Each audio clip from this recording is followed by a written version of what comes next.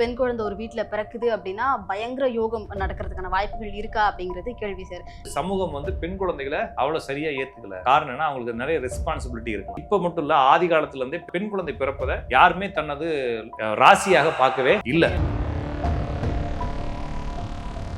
நீங்க சொல்லக்கூடிய கருத்து எங்க இருந்தோ உருவாகி வந்திருக்காங்க, அது உண்மை இல்லை. முதல் பெண் குழந்தை பிறந்தா ராசிங்கிறது ஏதோ அந்த பெண் குழந்தை பாதுகாக்கிறதுக்காக வேணாம்னு சொல்லி விட்டு இப்போ நிறைய குடும்பங்கள்ல கல்யாணம் பண்ணி கொடுக்க மாட்டாங்க பெண்களை. வீட்டுல பசங்க இல்லாம பெண் குழந்தைங்க மட்டும் இருக்கு. இந்த குழந்தைங்க நல்லா படிச்சு கொஞ்சம் நல்ல சம்பளம் வந்ததுக்கு அப்புறம் நல்லா குடும்பம் வளர்ந்ததுக்கு அப்புறம் பெண் குழந்தைகள் கல்யாணம் பண்ணி கொடுக்க மாட்டாங்க. ஏன்னா இந்த பொண்ணு போனா வீட்டுக்கு வருமானம் குறைஞ்சிரும், பேசுறது கஷ்டமா இருந்தா கூட எல்லா இடத்துலயும் நடக்குது.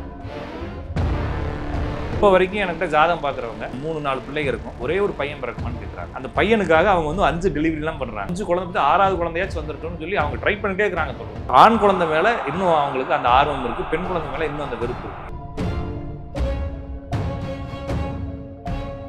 பையன் ரொம்ப உதாரித்தனமா சுத்துறானா ஒரு கால் கட்டுப்பட்டு கல்யாணம் பண்ணி வச்சா பையன் பயங்கரமா திரிஞ்சிருவான், வாழ்க்கையில ஓஹோன்னு வந்துருவான்னு சொல்லுவாங்க. சனி வக்ரமானவங்களுக்கு 35 வயசுக்கு மேலே லைஃபே ஆரம்பிக்கும். அப்போ 35 வயசு ஆனதுக்கப்புறம் இவருக்கு ஆட்டோமேட்டிக்காக ஆரம்பிச்சிடும். ஒருவேளை கல்யாணமே ஆகாம இருந்தாலும் 35 வயசுக்கு அப்புறம் நல்லா இருவார்.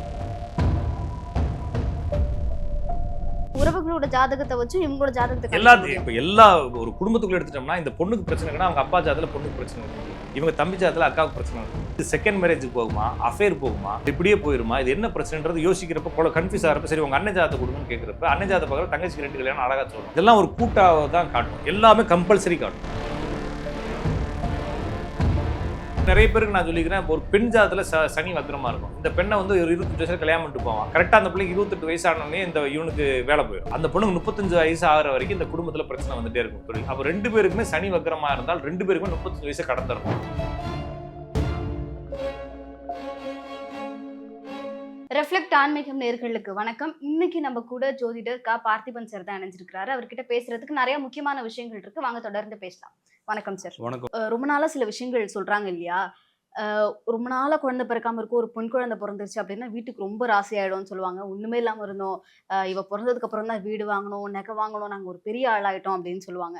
உண்மையாவே ஒரு பெண் குழந்தை ஒரு வீட்டுல பிறக்குது அப்படின்னா பயங்கர யோகம் நடக்கிறதுக்கான வாய்ப்புகள் இருக்கா அப்படிங்கிறது கேள்வி சார். நாங்க இந்த டாபிக் டிஸ்கஸ் பண்ணும்போது பேசிட்டு இருந்தோம், அந்த மாதிரி இப்படி சொல்றாங்களே உண்மையா போய் நம்ம இது ஒரு டாபிக்கா எடுத்துன்னு சொல்லி. அப்ப என்கிட்ட ஒருத்தர் சொன்னாரு, அப்படி பார்த்தா இப்போ சமீபமா சீமானுக்கு பெண் குழந்தை பிறந்திருக்கு, அப்ப அவர் அடுத்து சிஎம் ஆயிடுவாரான்னு கேளுங்க அப்படின்னு சொன்னாரு.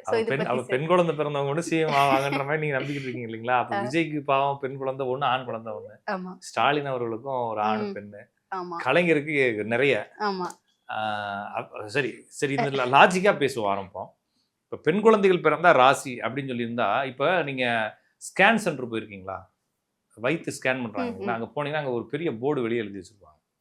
1994 சட்டம் அதுக்கு கீழ் பிரிவின்படி கருவில் வளரக்கூடிய பெண் ஆணா பெண்ணா என்று சைகை மூலமாகவோ வேற எந்த சாடை மூலமாகவோ தெரிவித்தால் இத்தனை ஆண்டு சிறை தண்டனை போட்டிருப்பாங்க. அது எதுக்கு போட்டிருக்காங்க? அப்பெல்லாம் பெண் குழந்தை பிறந்துச்சுன்னா இல்லைங்க, சொசைட்டில பெண் குழந்தை பிறந்தா லாபம் நஷ்டம் பாக்குற காலம் நஷ்டம் இல்லை, இப்பயும் அப்படிதான் பாக்குறாங்க. இன்னும் சட்ட விலகலையே, இன்னும் சட்ட விலகல. இன்னொரு விஷயம், இப்ப நீங்க வெப்சைட்டை பத்தி கொஞ்சம் நம்ம போன வீடியோல பேசுறப்ப வெப்சைட் மட்டும் இல்லைங்க, இப்ப நாங்களே ஜாதத்துல பிறக்கிறது ஆணா பெண்ணான்னு கேட்டா நான் சொல்லக்கூடாது. ஓகே, அது ரூல்ஸாவே இருக்குங்களா? ஆமாங்க, ஜோசியத்துல நீங்க ஸ்கேன்ல மட்டும் இல்லைங்க, அதுல சொல்றது சைகை மூலமா கூட சொல்லக்கூடாதுங்கிறாங்க, வேற எந்த வகைகளும். அது எதுக்காகனா பெண் குழந்தைய இது பண்ணிடுறாங்க, கருவிலே கிடைச்சிடுறாங்கன்றதுக்காக. என்னன்னா வேற எந்த வகையிலையுமேங்க குறி பார்த்து ஜாதகம் பார்த்து கையை எப்படி வச்சிருந்திருக்காங்க, கால் எப்படி வச்சிருந்திருக்கிறாங்கன்றத குறியீடுகளை பார்த்து, வயிறு பெருசா இருக்கு, வயிறு சின்னதா இருக்கு, எந்த குறியீடுகளையும் பார்த்து ஒரு நம்பகத்தகுந்த பலன்களாகவோ செய்திகளாகவோ கருத்தாகவோ என்ன செய்யக்கூடாது, பகிரக்கூடாது. ஏன்னா அப்படி பகிர்ந்தா அவங்க என்ன செஞ்சிருவாங்க, உடனே கலைச்சிருவாங்க. அதுக்காக என்ன செஞ்சாங்கன்னா, ஜாதகம் பாக்குறப்பையும் கேட்டாங்கன்னு நான் சொல்ல மாட்டேன், ஆனா பெண்ணான்னு கேட்டா அது ஒரு மாதிரி மலிப்பி சொல்லணும், இல்லைன்னா நாங்க சொல்ல மாட்டேன், எனக்கு தெரியாதுன்னு சொல்லிடுவோம். ஏன்னா அப்படி சொல்லி ஒருவேளை அவங்க சட்டப்பூர்வமா நடவடிக்கை எடுக்கிறதா இருந்தா நான் சிறை தண்டனைக்கு போறேன். ஓகேங்களா?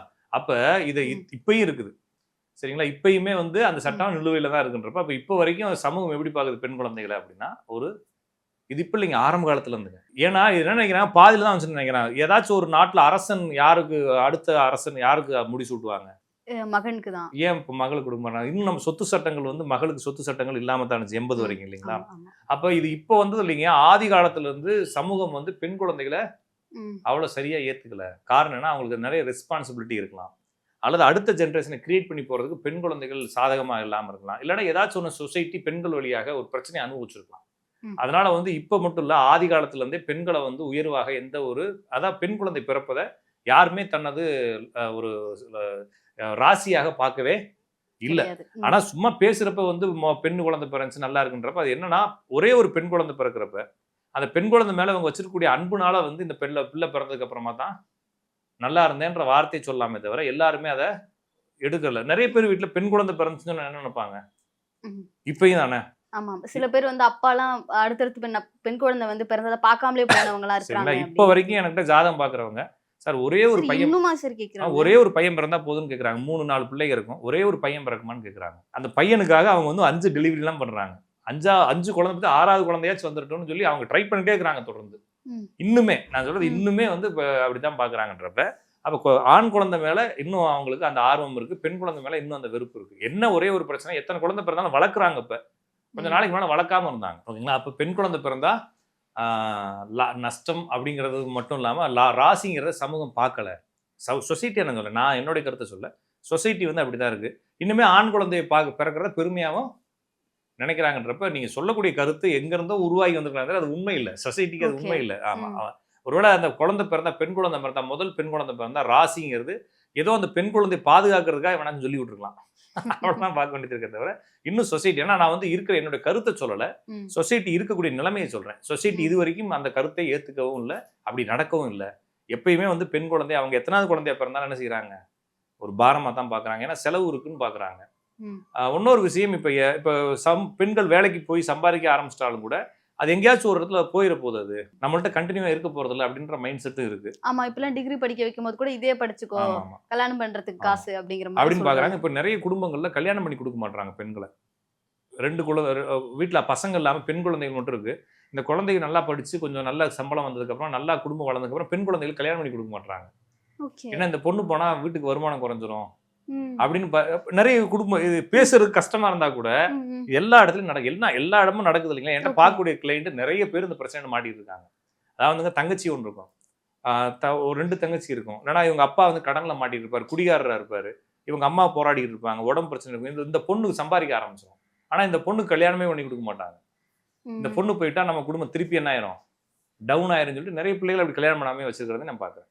அப்ப ஓகே. பெண்களை பாரமா தான் இப்ப பாக்குறாங்க. சில நேரத்துல பெண்கள் பாரத்தை சுமந்தா அவங்கள போற்றி பெருமையா பேசுறாங்கன்றது மட்டும் தான் புரிஞ்சுக்க ம். வேண்டியது தவிர சொசைட்டி இன்னுமே அந்த அளவுக்கு காலம் மருவ பெண்களுக்கு வந்துட்டு வேற மாதிரியான எப்படியோ இது மொத்தத்துல அவங்கள வருது. உயர்வாலாம் பார்க்கல. ஒருவேளை நீங்க ம். ஏதாச்சும் சுமந்தீங்க அப்படின்னா அவங்கள இப்போ உயர்வா பேசிக்கிட்டு சுமக்க வச்சுக்குவோமே தவிர வேற எதுவும் செய்ய மாட்டோன்ற மாதிரி சமூகம் இருக்குன்னு, சமூகம் மாறல, அப்படியே தான் இருக்கு. ம். சும்மா பேருக்கு வேணா நம்ம பெண் குழந்தை பெருமைக்கு பேசலாம் அப்படின்ற மாதிரி தான் இருக்க தவிர ம். குழந்தையே இல்லாம இருக்காங்க பாத்தீங்களா, அவங்க தான் பெண் குழந்தைய பிறந்த உடனே, அதுவும் ஆண் குழந்தை பிறந்தா அதை இன்னும் டபுளா போட்டுருவாங்க. பெண் குழந்தை பிறந்தா சரி லட்சுமி பிறந்திருக்கு அப்படிங்கிறத பேசுறாங்க. இன்னும் சொசைட்டி நீங்க நினைக்கிற அளவுக்கு வரல. சும்மா ஒரு கதை அளவுக்கு பேசுறதுக்கு அளவுக்கு அப்படி வச்சிருக்காங்க அப்படின்னு பார்க்க வேண்டியது. சரி, இப்போ பொதுவாவே ஒரு குழந்தை பிறந்துச்சு அப்படின்னா அதுக்கப்புறம் நம்ம குடும்பத்துல ஒரு மாற்றம் வரும். இப்போ ம். முன்னாடி சொல்லிட்டு இருந்தாங்க, பையன் ரொம்ப உதாரித்தனமா சுத்துறானா ஒரு கால் கட்டு போட்டு ம். கல்யாணம் பண்ணி வச்சா பையன் வந்துட்டு ம். பயங்கரமா திருந்திருவான், வாழ்க்கையில ஓஹோன்னு ம். வந்துருவான்னு சொல்லுவாங்க. அதே மாதிரி இப்ப அதுவும் உண்மைங்களா? அதுக்கப்புறம் இல்ல குழந்தை அது உண்மை பிறந்தாலும் இல்லைங்க. இவங்களுக்கு ஜாதகத்துல அமைப்பு இருக்கும். ம். இவருக்கு இத்தனை வயசுக்கு மேல நல்லா இருக்கும்னு அமைப்பு இருக்கும். அந்த வயசுக்கு மேல ஒரு கல்யாணம் நடக்கும். அதுக்கப்புறம் அவர் சரியாவாரு. பொதுவாகவே நீங்க சனி வக்ரமானவங்களுக்கு 35 வயசுக்கு மேல லைஃபே ஆரம்பிக்கும். ம். சனி வக்ரமா இருக்கிறவங்களுக்கு அந்த கேரியர் லைஃப். ம். அப்போ 35 வயசு ஆனதுக்கு அப்புறம் இவருக்கு ஆட்டோமேட்டிக்கா அமைச்சிடும். ஒருவேளை கல்யாணமே ஆகாம இருந்தாலும் 35 வயசுக்கு அப்புறம் நல்லா ஆயிருவாரு. அப்ப கல்யாணம் ஆகுறது இது சிங்க் ஆகி வரப்ப அது ஒரு இதுதான் நடந்துச்சுன்னு சொல்றது. நிறைய பேருக்கு 28 வயசுல இந்த ம். சனி வக்ரமானவங்களுக்கு வேலையில பிரச்சனை வரும். ம். நிறைய பேர் கரெக்டா கல்யாணம் பண்ணி பிள்ளை வைப்பானுங்க. கரெக்டா 28, 29 வயசுல பிள்ளை வைப்பான். அந்த பிள்ளை பிறந்தாலே எனக்கு வேலை போயிடும். ம். அப்ப எல்லா அதுதான் பிரச்சனை, அதான் காரணம். குழந்தை மேல போட்டுறது ஆமா, அதே மாதிரி காரணத்தை. கல்யாணம் ம். 28, 29 வயசுல ஆகும். இந்த பிள்ளை கல்யாணம் பண்ணிட்டு வருவா, மாட்டிக்குவான். ம். அப்ப ஒண்ணு நிறைய பேருக்கு நான் சொல்லிக்கிறேன், ஒரு பெண் ஜாதத்துல சனி வக்ரமா இருக்கும். இந்த பெண்ணை வந்து ஒரு 25 வயசுல கல்யாணம் பண்ணிட்டு போவான். கரெக்டா அந்த பிள்ளைக்கு 28 வயசு ஆனோடனே இவனுக்கு வேலை போயிடும். அந்த பொண்ணுக்கு 35 வயசு ஆகிற வரைக்கும் இந்த குடும்பத்துல பிரச்சனை வந்துட்டே இருக்கும் தொழில். அப்ப 2 பேருக்குமே சனி வக்ரமா இருந்தால் 2 பேருக்குமே 35 வயசை கடந்துடணும். ம். அப்பதான் சரியா இருக்கு. இதுக்கும் அதுக்கும் சம்மந்தம் இல்லை. ஆனா 2 பேருக்கும் ஜாதத்துல அப்படி இருக்கும். இப்ப இவர் இல்லாட்டினா கூட இவர் தனியா இருக்கும். எனவே இவர் வந்ததுனாலதான் நல்லது, இவர் வந்ததுனாலதான் கெட்டது, இந்த பெண்ணு பிறந்ததுனாலதான் கெட்டதுன்றது எதுவுமே கிடையாது. எல்லாமே அவங்கவுங்க ஜாதகப்படி அனுபவிக்கிறோம். எனவே ஒன்ன போட்டு ஒன்னொன்னு மிங்கிள் பண்ண தேவையில்லை. ஒருவேளை பாசிட்டிவா என்ன செஞ்சுக்கலாம், ம். இவங்க வந்ததுனால நல்லது நடந்துச்சுன்னு வச்சுக்கலாமே தவிர நெகட்டிவ் போட்டு அடுத்தவங்க தலையில சுமத்தக்கூடாது. ஏன்னா அது அவங்க ஜாதத்துல இல்லாம நடக்காதுங்க. இப்ப என் ஜாதத்துல நெகட்டிவ் இல்லாம நான் அனுபவிக்கவே முடியாது. ம். என் ஜாதத்துல அது மிங்க் ஆகி இருக்குது. அவங்க 2 பேரும் சேர்றப்ப இந்த விஷயம் நடக்குதுன்றத புரிஞ்சுக்கலாம். அப்ப பெண் குழந்தை மட்டும் இல்லைங்க, ஆண் குழந்தை பிறக்கிறப்ப சில வீடுகளில் வேலை போறது, நிறைய ஆண் குழந்தைகள் பிறக்கிறப்ப பொதுவாகவே சூரியன் பவராக இருந்தால் தான் ஆண் குழந்தை பிறக்கும், இல்லைன்னா பவர் குழந்தை பிறக்கும். குழந்தை பிறக்கிறப்ப எல்லா அப்பாவுக்கும் வேலை பறி போகும். அப்ப இதை கொண்டு போய் அதோட இணைச்சுக்குவாங்க. எப்பயுமே இணைச்சிட்டு இந்த தருதல பிறந்தது தான் வேலை இல்லைன்னு சொல்லுவாங்க. அது எல்லா குடும்பத்திலும் மேக்சிமம் ஒரு 80% குடும்பத்தில் இது நடக்கிறத பார்க்கலாம். அதை சூரியன் பவர் ஆகும்போது குழந்தை பிறக்கும், அப்ப அவருக்கு வேலை பறி போயிடும். அப்ப இதெல்லாம் பாக்குறப்ப ஆண் பெண் இல்லைங்க, யாரு என்ன பண்ணாலும் அவன் விதி தான் நடக்கும். சரி, இப்போ இந்த மாதிரி காரணங்கள்னால கூட டிவோர்ஸ் நடக்கிறதுக்கு வாய்ப்புகள் இருக்குங்களா? இது காரணம் சொல்லி டிவோர்ஸ் பண்றவங்க இருக்காங்க.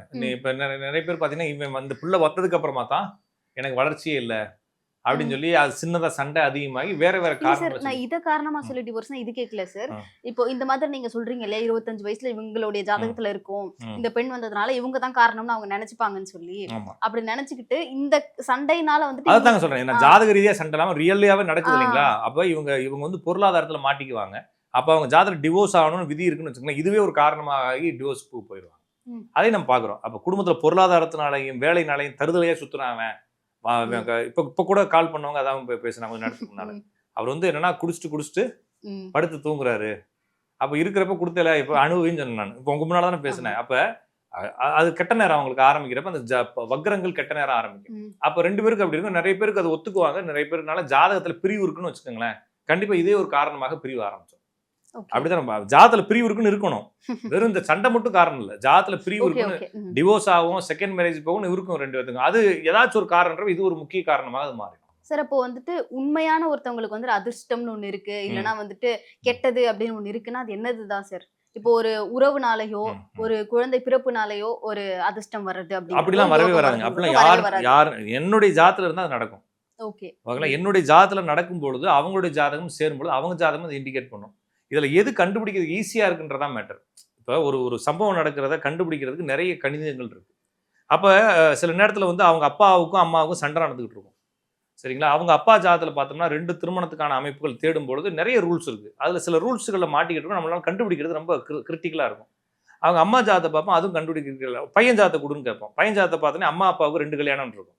அப்ப என்ன சொல்லலாம், ஆமா கண்டிப்பா இருக்குன்னா அப்ப பையனால தானா கேட்பாங்க. பிரச்சனை என்னல்ல, இவன் ஜாதத்துலையும் இந்த பொண்ணு ஜாதத்துலையும் கண்டுபிடிக்கிறதுக்கான சாத்தியக்கூறுகள் கம்மியா இருக்கு. ஏன்னா ஜாதத்துல நிறைய ரூல் இருக்கு இல்லைங்களா ஒரு பிரச்சனைக்கு. அந்த ரூலுக்குலாம் வந்து அடங்கல, அடுத்த ரூல போடுறோம். ஏன் காரணம் நம்மளுக்கு புரியவே இல்லை. சரி பையன் ஜாதத்தை கொடுக்குறப்ப பையன் பொண்ணு ஜாதத்துல 2லயுமே அப்பா அம்மாவுக்கு 2 கல்யாணம் இருக்கும். அப்ப இது ஈஸியா புரிஞ்சிடும். அதுக்கப்புறம் உட்காந்து கணிதம் பண்ணி பார்த்தா தான் அவங்க 2 ஜாதத்துல இருக்கக்கூடிய விதிகள் புரியும். அப்ப விதிகளை ஈஸியா புரிஞ்சுதான் என்ன செய்யணும், குடும்ப ஜாதகங்களை வாங்குறோம். அப்ப திடீர்னு ஒருத்தவங்க குடும்பத்துக்குள்ள பிரச்சனை வருதுன்றப்ப நான் எடுத்து பாக்குறப்ப உங்க பிள்ளை ஜாதத்தை கொடுங்க, உங்க அக்கா ஜாதத்தை கொடுங்க, உங்க அண்ணன் ஜாதத்தை கொடுங்கன்னு பாக்குறப்ப அவங்க அண்ணன் ஜாதத்துல தங்கச்சிக்கு 2 கல்யாணம் இருக்கும். தங்கச்சி ஜாதத்துல வெளிப்படையா தெரியாம இருக்கும், அதுக்கு நிறைய கணிதங்கள் தேவைப்படுதா இருக்கும். அப்ப அண்ணன் ஜாதத்தை கொடுத்தோன்னே இந்த மாதிரி உறவுகளோட ஜாதகத்தை வச்சு இவங்களோட ஜாதகத்தை எல்லாத்தையும் இப்ப எல்லா ஒரு குடும்பத்துக்குள்ள எடுத்துட்டோம்னா இந்த பொண்ணுக்கு பிரச்சனை இருக்குன்னா அவங்க அப்பா ஜாதத்துல பொண்ணுக்கு பிரச்சனை இருக்குன்னு இருக்கும், இவங்க தம்பி ஜாதத்துல அக்காவுக்கு பிரச்சனை இருக்குன்னு இருக்கும். இதெல்லாம் ஒரு கூட்டாக தான் காட்டும், எல்லாமே கம்பல்சரி காட்டும். இது மிஸ் ஆச்சு அது மிஸ் ஆச்சுனால இது கண்டுபிடிக்கிறது அவங்க பர்சனல் ஜாதகத்துல முடிவெடுக்க முடியாது. அப்ப இந்த இடத்துல வந்து இது செகண்ட் மேரேஜுக்கு போகுமா, அஃபேர் போகுமா, இல்லை இப்படியே போயிருமா, இது என்ன பிரச்சனைன்றது யோசிக்கிறப்ப கன்ஃபியூஸ் ஆகிறப்ப சரி உங்க அண்ணன் ஜாதத்தை கொடுங்கன்னு கேட்குறப்ப அண்ணன் ஜாதத்தை பார்க்குற தங்கச்சிக்கு 2 கல்யாணம் அழகா சொல்லும். அப்போ இது 2வது கல்யாணத்துக்கு போகுதுங்க, இது டிவோர்ஸ் தான் ஆகும் அப்படின்னு நம்ம சொல்றோம். அப்போ என்னன்னா இது அவங்க அண்ணன் ஜாதகம் செய்யலை, அவங்க அண்ணன் ஜாதகம் இண்டிகேட் பண்ணும்.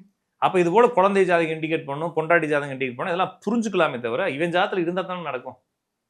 அப்போ அவங்கவுங்க ஜாதகம் தான் வேலை பார்க்குது, ஆனால் அவங்களுடைய சப்போர்ட்டிவ் ஜாதகத்திலையும் அது நடக்கும்ன்றதை இண்டிகேட் பண்ணுது. அப்ப எல்லாத்தையும் கிளப் பண்ணி நம்ம என்ன சொல்றோம்னா இது மாதிரி நடக்கிறதுக்கு வாய்ப்புகள் இருக்குன்னு நம்ம சொல்றோம், பிரசன்ட் பண்றோம். அவ்வளவுதான், சரிங்களா? ஓகே சார், நம்ம இதெல்லாம் தெரிஞ்சுக்கிட்டு ஒரு முடிவு எடுத்தோம்னா நல்லா இருக்கும். அவ்வளவுதான், முடிவு எடுக்கிறது தான். இப்ப நான் சொல்றதுங்க, இப்ப ஒரு கல்யாணம் நடத்துது, இந்த கல்யாணம் டிவோர்ஸ்ல போகும்னு சொல்றதுனால அவங்களுக்கும் யூஸ் இல்லை, எனக்கும் யூஸ் இல்லை. இது என்னைக்கு யூஸ் ஆகும் அப்படின்னா அவங்க பிரச்சனையில மாட்டிக்கிட்டு இது என்ன முடிவெடுக்க முடியாதுன்னு மாட்டிக்கிட்டு இருக்கும்போது நம்ம அவங்கள்ட்ட அட்வைஸ் கொடுக்கணும் இல்லைங்களா, இது டிவோர்ஸ் தான் ஆகும், இது பிரிஞ்சுதான் போயிடும் அப்படின்னு சொல்றது இல்லைங்க. இது எவ்வளோ சண்டை நடந்தாலும் திருப்பி ஒன்று சேர்ந்து நீ வாழ்க்கை சண்டை போட்டுக்கிட்டு கிடங்கன்னு சொல்றதுக்கும் 2க்கும் நம்ம அன்னைக்கு தான் சொல்ல முடியுமே தவிர இது கல்யாணத்தன்னைக்கு இது டிவோர்ஸ்ல போன்னு சொன்னா என்ன முடிவெடுக்க போறாங்க அவங்க, ஒன்றும் முடிவெடுக்க முடியும். அப்ப பிரச்சனை கரண்டா இருக்கும்போது நம்ம கொடுக்கக்கூடிய அட்வைஸ் இல்லைன்னா அது எங்க போய் நிற்கணும் அவங்களுக்கு சொல்லக்கூடிய அந்த பலன்கள் தான் வந்து அவங்களுக்கு ஏதாச்சும் யூஸை கொடுக்கும்னு சொல்லி நம்ம சொல்லுவோம். சார், இப்போ இதே மாதிரி இன்னும் சில விஷயங்கள் இருக்குன்னா, இந்த கலர் ஸ்டோன் போட்டிங்கன்னா உங்களுக்கு வாழ்க்கையில் நல்லது நடந்துரும். சில பேர் நீங்க டைமண்டே போடக்கூடாது, டைமண்ட் போட்டிங்கன்னா உங்களுக்கு அப்புறம் கெட்டது நடந்துரும், போடாதீங்கன்னே பயமுறுத்தியே வச்சிருப்பாங்க. ஸோ இதெல்லாம் உண்மைதாங்களா? இந்த டைமண்ட் ரிங் வந்து போன மாசம் 2 மாசத்துக்கு முன்னாடி ஒருத்தங்க எனக்கு கிஃப்ட் கொடுத்தாங்க. நான் போடாம இருக்கிறதா ஓசியில கிடைச்சத சரக்குன்னு மாட்டிக்கிட்டேன். ஓகேங்களா, டைமண்ட் கிஃப்ட்ல கொடுக்குறாங்க, டைமண்ட் கொடுப்பாங்க. இந்த கல்லு வந்து ஒரு ஜோசியர் வந்து என்னுடைய ஜாதத்தை பார்த்து சனியினுடைய தன்மை உங்களுக்கு அதிகமாச்சுன்னா நீங்க நாசமா போயிருவீங்கன்னு சொன்னாரு. அப்போ நீளம் போட்டால் அவங்களுடைய வாழ்க்கை வீணாக போயிடும். மீதி எந்த கல் வேணாலும் போடலாம், போட்டிக்கு வேணா வரீங்களான்னு கேட்டால் அன்னைக்கு போட்டேன். நல்லா இருக்கிறேன் நான். கல் நம்மளுடைய வாழ்க்கையில் எதையுமே சரி, நீங்களே ஒரு ஜோதிடர் இன்னொரு ஜோதிடர் கிட்ட பாத்தீங்களோ? ஜோசியர் பேசுகிறோம் இல்லைங்களா, ஓகே ஓகே. பேசுகிறப்ப போட்டி வைக்கிறோம்ல அப்படி. அப்போ அவர் என்ன சொன்னார்னா, உங்களுக்கு ப்ளூ வந்து உங்களுக்கு செட்டே ஆகாது அப்படின்னா எந்த ப்ளூ போட்டுக்க, என்ன அது பார்ப்போம்னு சொல்லி நல்லா தான் இருக்கிறேன். இது போட்டு எப்படி ஒரு 15 வருஷத்துக்கு மேலே ஆச்சு. ஓகே, நல்லா தான் இருக்கிறேன். இந்த டைமண்ட் இப்போ தான் கொடுத்தாங்க, அதெல்லாம் பார்த்துட்டு இருந்தால் வேலைக்கு. ஓசியில் வர்றதுக்கு என்ன, ஓசியில் வந்த மாட்டேன் பல்ல பிடிச்சி பார்த்த கதையெல்லாம் இருக்கக்கூடாது. டபக்குன்னு தூக்கி மாட்டிக்கணும், ஒன்றும் செய்யாது. என்னுடைய விதி சரியாக இருந்தால் எந்த கல் என்னுடைய வாழ்க்கையை மாத்தாது, அவ்வளவுதான். அப்ப என்னோட விதி சரியா இருக்கும், அவ்வளவுதான். அப்ப எல்லாருமே எல்லாமே யூஸ் பண்ணலாம், இது வந்து பைக்குலாம். அழகுக்காக போடுறதுங்க. ஓகே சார், அப்போ இந்த ஸ்டோன் போட்டா நல்லது நடந்துரும் அப்ப சொல்றது. கோல்டு போட்டா நல்லது நடக்கும் நீங்க பாப்பீங்களா?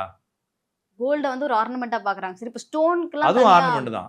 ஸ்டோனுமே அதுவுமே ஆர்னமெண்ட் தான். நம்ம இந்தியாக்குள்ள அது பயணப்பட்டது வந்து என்னுடைய முத்து படோபகாரம். போட்டா நல்லா படிப்பு வரும் அப்படிங்கறாங்க. முத்து போட்டா நல்லா படியும். அப்ப ஸ்கூல்லயே வாங்கி கவர்மெண்ட்லயே முத்தெல்லாம் வாங்கி மாட்டி விட்டுறலாம் இல்லையா? அப்படிலாம் வராதுங்க. நான் திருப்பி சொல்றது, இதெல்லாமே வந்து ஆபரண பொருள்கள். ஓகே, இது ஆபரண பொருட்களை எங்க இது மாற போடுச்சுன்னா, இது வந்து கொஞ்சம் விலை உயர்ந்ததாக இருந்துச்சு. இது கிரகங்களோட கம்பைன் பண்ண ஆரம்பிச்சதுக்கு அப்புறம் என்ன பண்ணிட்டாங்கன்னா, இதை கொண்டு வந்துட்டாங்க. இப்பயே நிறைய வந்து இதுல நம்மளுக்கு இந்த பொட்டிக்கு இருக்கு இல்லைங்களா, அஸ்ட்ரோ பொட்டிக்குலாம் இருக்கு. உங்களுடைய ஜாதகத்தை கொடுத்தீங்கன்னா அதுக்கு தகுந்த மாதிரி ட்ரெஸ் எல்லாம் தச்சு கொடுக்குற இடம்லாம் இருக்கு. ஓகேங்களா? என்ன சார் சொல்றீங்க? ஆமாங்க, எல்லாத்துலயும் இருக்கு.